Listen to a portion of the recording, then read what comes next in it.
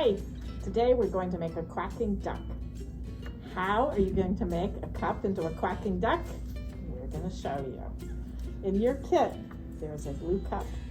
Inside your cup, there is a piece of yarn, a sponge, some duck wings. We're going to do the duck wings later. A beak, and some googly eyes. The big thing we're going to do is we're going to take your piece of yarn with the piece that has tape on the end because it's easy to thread through the bead. And we tie the bead on so that when we put it through the cup, it will not go through all the way and we won't lose it. And that's part of the secret of how you make a quacking duck. So tie the bead on. And Amy has prepared this so that there's tape on the other end so that you can thread it through the hole in your cup. And pop it through there, and then you have to reach your hand in, and it's easier for those of you that have tinier hands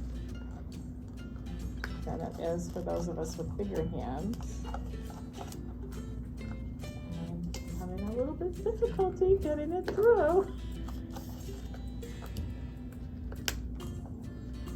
Push a little harder. You might have guessed by now that there's something to do with this yarn that makes it quack. And I'm folding this end on itself because I've already put it through once and it's not working very well, so I'm going to show you on this one. Look how beautifully threaded this is. And the sponge is tied onto the end of the yarn. And you dip it in some water. So we're going to do this a little backwards and show you how to make your duck quack. Take the sponge and put it on the yarn, the duck. And you make a quacking duck.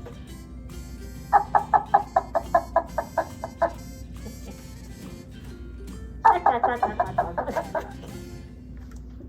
So the other step is to glue on your beak.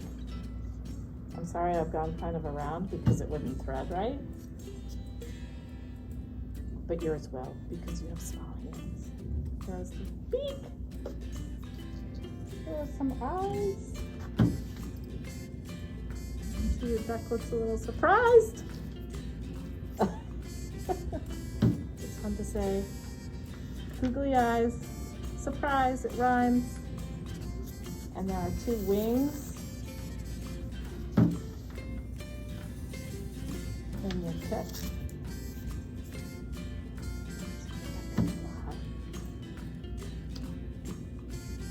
Here we go.